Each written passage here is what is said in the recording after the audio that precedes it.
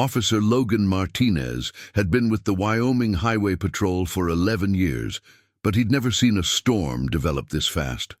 The weather forecast had called for light snow, maybe 3 inches by midnight. Instead, the blizzard had materialized out of nowhere, turning Interstate 80 into a white nightmare where visibility dropped to less than 20 feet in minutes.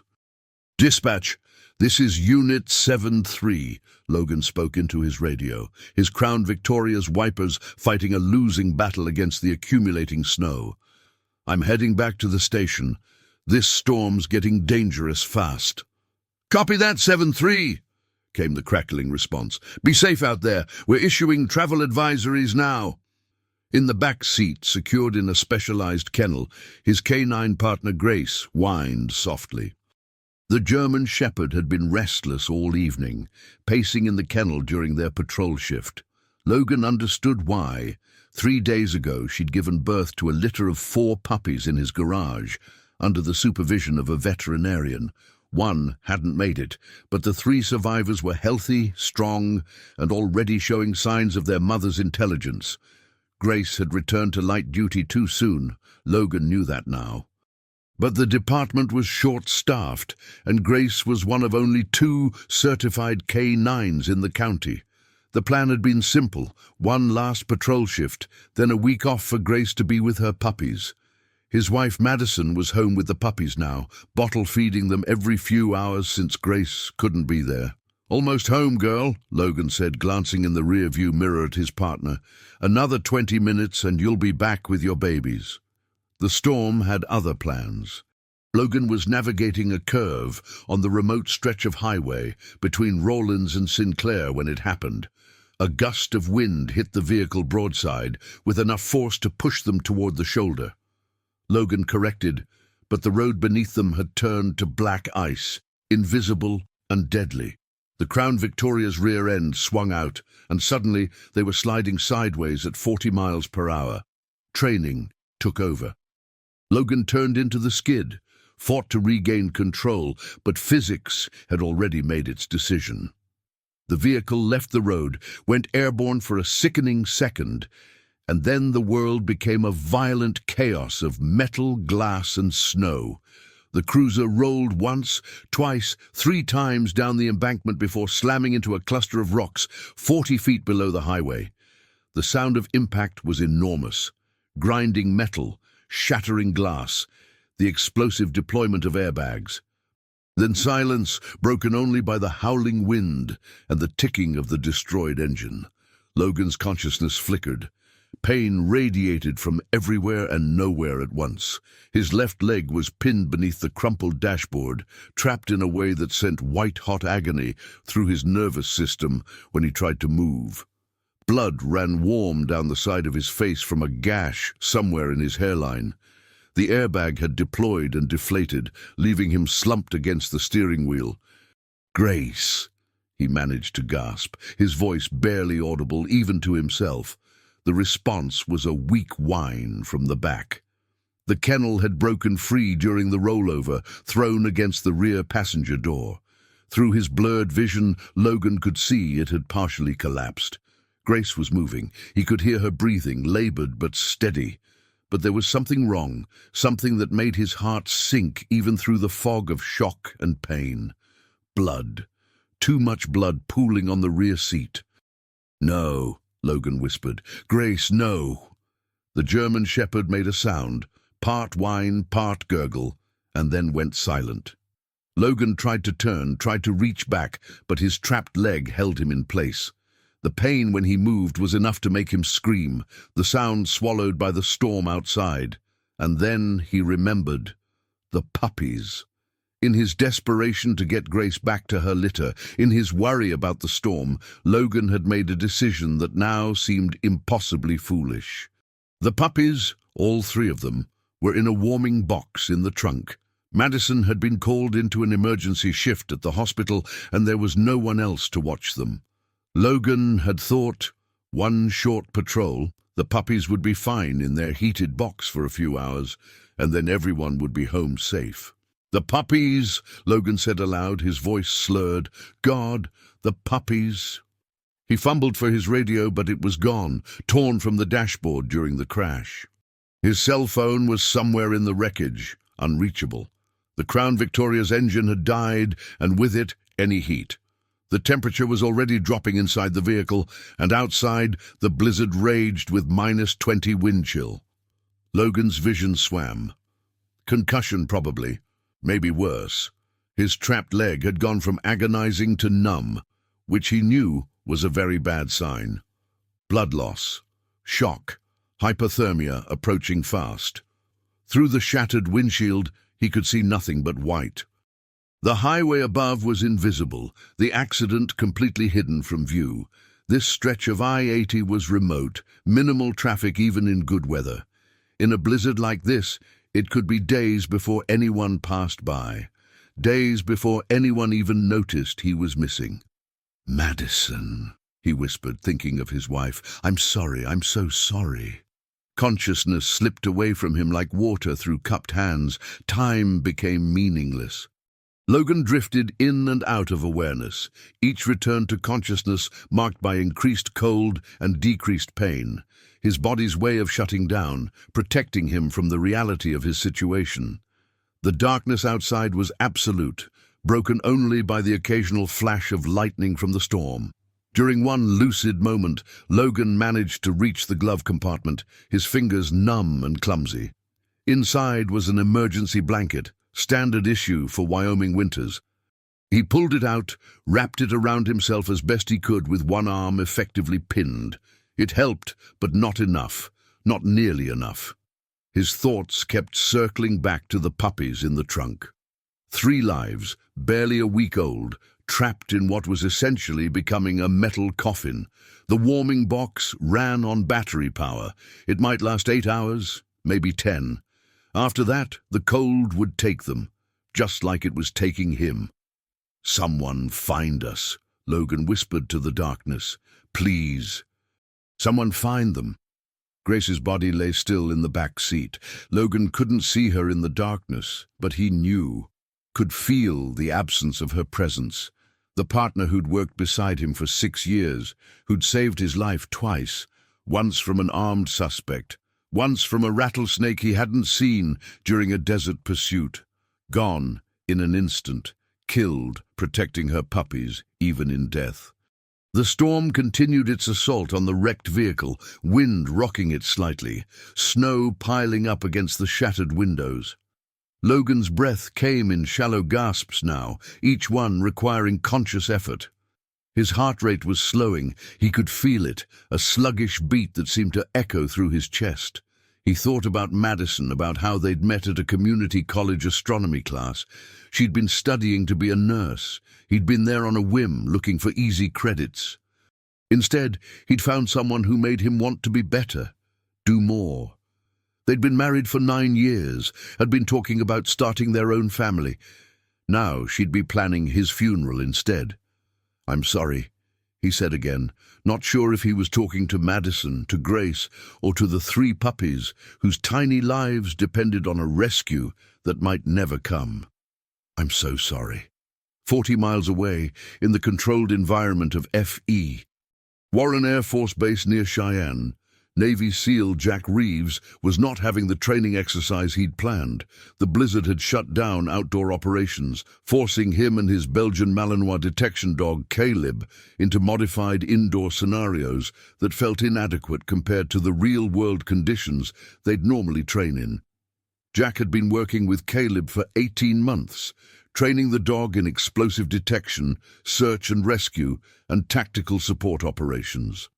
Caleb was 3 years old, brilliant, and possessed a drive that sometimes bordered on obsessive. Right now, that drive was making him impossible to settle. "Easy, boy," Jack said, watching as Caleb paced the kennel area for the 100th time. "Storm's got you wound up?" Caleb whined, a specific sound that Jack had learned to recognize. Distress, alertness, something that the dog's instincts were picking up that human senses couldn't detect. The Malinois kept moving to the door, scratching at it, looking back at Jack with intense focus. "What is it?" Jack asked, trusting his partner's instincts even when they didn't make immediate sense. Senior Chief Nathan Brooks, Jack's training supervisor, walked into the kennel area. "Storm's supposed to break around 0400. We can resume outdoor exercises then." "Caleb's acting strange," Jack said. "He's been like this for about an hour, won't settle." Nathan observed the dog's behavior, the pacing, the whining, the focused attention on the door. Could be the barometric pressure. Dogs sometimes sense storm systems. But Jack wasn't convinced. In his time working with Caleb, he'd learned to distinguish between the dog's different alerts. This wasn't weather anxiety. This was something else. Something purposeful. "I want to take him out," Jack said suddenly. "Just a quick patrol of the perimeter. See if something's setting him off." Nathan frowned. "In this weather, Jack? Visibility's near zero. Wind chill's dangerous." "I know. But Caleb's telling me something's wrong. I've learned to trust that." It was 3:15 in the morning when Jack and Caleb left the controlled environment of the base, equipped with cold weather gear and emergency supplies. The plan was simple. A quick circuit of the base perimeter, let Caleb investigate whatever was bothering him, then get back inside. Caleb had other ideas. The moment they were outside, the dog went on alert, nose in the air, body rigid with focus. Then he pulled hard, straining against the leash in a direction that led away from the base entirely. "Caleb, heel!" Jack commanded, but the dog ignored him, something that never happened during normal operations. Caleb pulled again, insistent, looking back at Jack with an expression that seemed almost desperate. Jack made a decision that would later be called both reckless and heroic. He trusted his dog. "Okay, boy," he said, switching Caleb to a longer tracking lead. "Show me." They moved through the blizzard, Caleb leading with absolute certainty, despite conditions that would have disoriented most humans. Jack followed, using his GPS and tactical awareness to maintain bearings. They crossed the base perimeter, moving into the open country beyond. Caleb's focus never wavered. 20 minutes into the trek, they reached I-80, or where I-80 should have been. The highway was barely visible through the snow, a slight depression in the endless white landscape. The dog turned west, moving along the shoulder, and Jack followed. His concern was growing now. They were miles from the base, in a blizzard, following what might be a false alert. But Caleb's certainty was absolute, and Jack had seen enough military operations to know sometimes you had to trust the things you couldn't explain. 30 minutes later, Caleb stopped and began barking, a specific pattern that indicated a detection. Jack swept his flashlight beam across the area, seeing nothing but snow and rocks. Then Caleb scrambled down an embankment, and Jack saw it. Tire tracks, partially filled with snow, and below them the dark shape of an overturned vehicle. "Jesus," Jack breathed, keying his radio. "Command, this is Reeves. I have a vehicle accident, approximately 3 miles west of base on I-80. Single vehicle overturned, requesting immediate emergency response." He didn't wait for the response. He was already sliding down the embankment, Caleb ahead of him, toward what looked like a Wyoming highway patrol cruiser that had been wrecked for hours. The cruiser was worse than Jack had feared. Completely rolled, driver's side crushed against rocks, the entire vehicle partially buried in snow. Ice had formed on the broken windows. Jack pulled his tactical flashlight and shined it through the shattered windshield. A man in a highway patrol uniform, unconscious or dead, pinned behind the wheel. Blood on his face, his skin pale with hypothermia. Jack immediately checked for a pulse. Weak, thready, but there. Alive, but barely. "Sir, can you hear me? I'm Jack Reeves, U.S. Navy. Help is coming. Stay with me." No response. Jack assessed the situation with trained efficiency. The driver was trapped. Extraction would require equipment they didn't have immediately, and the cold was the most pressing danger. He pulled emergency heat packs from his kit, activated them, and pushed them through the broken window, placing them against the officer's core. Caleb was circling the vehicle, still agitated, still alerting. Not to the driver, to something else.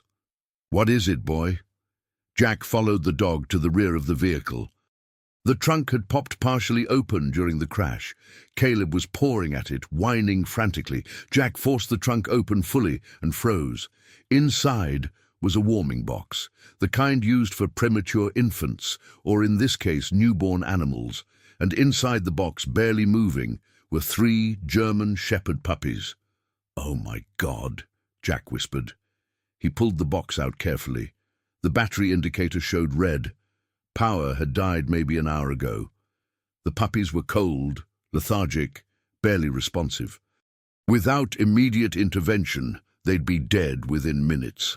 Jack made another split-second decision. He unzipped his tactical jacket and thermal layer, creating a space against his core body heat. He carefully transferred the puppies inside his clothing, zipping everything back up. The sudden warmth against his skin was shocking, but he felt the puppies begin to move slightly. A good sign. "Command Reeves," he spoke into his radio. "I need that emergency response now. 1 critical hypothermia patient, trapped. Also have 3 newborn puppies, severe cold exposure. ETA on rescue." "Reeves, this is command. Emergency services en route. ETA 12 minutes. State Patrol and fire rescue are rolling. Can you stabilize until they arrive?" "Working on it," Jack said. He moved back to the driver's window. Logan's eyes had opened, barely, unfocused and confused. "Puppies," he mumbled. "My wife. Puppies." "I have them," Jack said firmly. "The puppies are safe." "They're warming up right now. You need to stay awake for me, officer. What's your name?" "Logan Martinez." "Logan, I'm Jack. You've been in an accident, but help is almost here. Your K9 partner. Was she in the vehicle?" "Grace," Logan said, tears forming. She didn't make it. The puppies, her puppies, have to save them." "They're safe," Jack repeated. "I promise you, they're safe."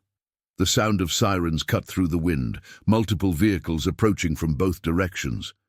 Within minutes, the scene was flooded with emergency personnel, firefighters with hydraulic rescue tools, paramedics with advanced life support equipment, state patrol units coordinating the response. The extraction took 40 minutes. They cut away the driver's door, carefully freed Logan's trapped leg. The tibia was fractured, but the bleeding was controllable. Paramedics started IVs, wrapped him in warming blankets, loaded him onto a stretcher. "The puppies," Logan kept saying, even as they loaded him into the ambulance. "Where are the puppies?" Jack approached the ambulance, still with the 3 tiny lives inside his jacket. "Right here, Logan. Still alive because of you. Because you protected them even when you couldn't protect yourself." One of the paramedics, a young woman named Ella, carefully took the puppies, placing them in a portable warming incubator. "We'll transport them with the patient. There's a 24-hour vet clinic near the hospital. They'll be okay." As the ambulance pulled away, Nathan appeared beside Jack. "You went 3 miles off base in a blizzard following a dog's instinct. You know how crazy that sounds?" "Yeah," Jack said, watching the ambulance lights disappear into the storm. "I know." But Caleb knew. Somehow, he knew there were lives in danger out here. Nathan looked at the Belgian Malinois, who sat calmly now, his job done. "Dogs sense things we can't. Scent carries miles in the right conditions. Maybe he caught something on the wind. Maybe it was the puppies, the officer, or just the crash itself. Or maybe," Jack said, "some things don't need explanation. They just need trust." Logan woke in a hospital room at Cheyenne Regional Medical Center 36 hours after the accident. His leg was in a cast, his head wrapped in bandages, and every part of his body ached. But he was alive. Madison sat in a chair beside his bed, her eyes red from crying, but her smile genuine when she saw him wake. "Hey," she said softly, "welcome back." "The puppies," Logan said immediately. "Are fine," Madison assured him. "All 3 survived. The vet said another hour in that cold, and they wouldn't have made it, but they're healthy, strong, just like their mother." Logan felt tears slide down his face. "Grace didn't make it. I couldn't save her. She saved you, Madison said. The investigators said she positioned herself between you and the worst of the impact. Even dying, she was protecting you. Over the next few days, the full story emerged. Logan had been trapped in the wreckage for 7 hours. The blizzard had completely buried the accident site, making it invisible from the highway. By all logical analysis, he should have died from hypothermia long before anyone found him. The puppies should have frozen to death within 2 hours of the warming box losing power. But Caleb had detected something. Scent particles carried on the storm winds, perhaps. The distress pheromones of the puppies, or the blood from the crash, or some combination that only a trained detection dog could sense at such distance. He'd refused to rest until he'd led Jack to the exact location. A week after the accident, Jack visited Logan at his home. The officer was in a wheelchair.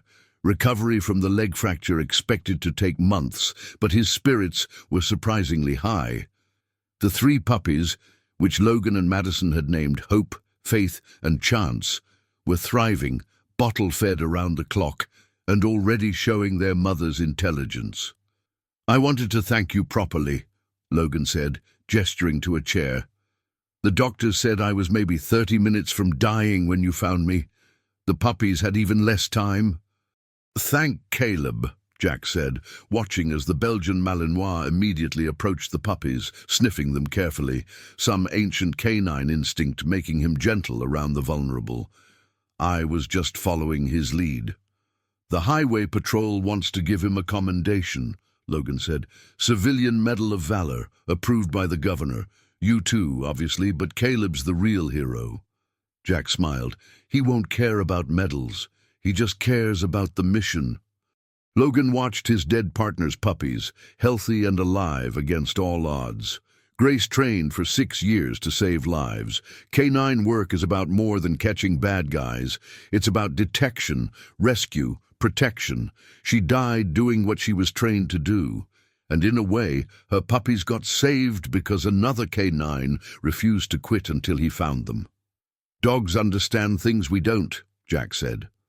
Loyalty that goes beyond training. Instincts we've evolved away from.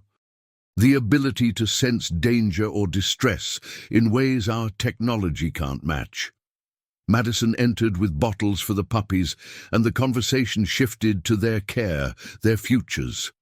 One would stay with Logan and Madison, a living connection to Grace. The other 2 would eventually be donated to K9 training programs, carrying on their mother's legacy. As Jack prepared to leave, Logan called him back. Can I ask you something? What made you trust Caleb enough to go out in that storm? Most people would have ignored a dog acting strange. Jack thought about the question carefully. I've been in situations where human intelligence, technology, and planning all failed, where the mission went sideways and nothing made sense. And sometimes, in those moments, the only thing that saved us was trusting instincts, ours or our partners. Caleb was telling me something was wrong. I'd be stupid to ignore that. But you didn't know what was wrong, Logan pressed. You had no concrete reason to think there was an emergency. No, Jack agreed. But I've learned that the things we can't explain rationally are sometimes the most important. Animals sense things we don't. Frequencies we can't hear, scents we can't smell, changes in the environment we can't detect. We spent millions of years evolving alongside dogs because they made us better at surviving. Seems foolish to stop trusting that now. Months later, Logan returned to duty with a new canine partner, one of Grace's puppies, Faith, who'd shown exceptional aptitude during early training. On his first day back, he received a package from Jack, a photograph of Caleb on that training exercise night, alert and focused, the moment before he'd detected the accident miles away. On the back, Jack had written, "Trust isn't always logical. Sometimes it's just necessary." Logan had the photo framed and hung in his office, a reminder of the night that proved what he'd always believed. The bond between humans and dogs wasn't just companionship or utility. It was something deeper, older and more profound than training or commands. It was the recognition that sometimes the best way forward is to trust the instincts that evolution gave us and the partners who still possess them. 3 lives saved because a dog refused to ignore what humans couldn't sense. A tragedy prevented because someone trusted what they couldn't explain. And a lesson learned that would echo through every future mission, every partnership, every moment when logic suggested one path but instinct whispered another. In the end, that's what made the difference. Not the technology, not the training, not even the courage, but the willingness to trust the ancient wisdom that 4-legged partners still carried, even when humans had forgotten how to listen.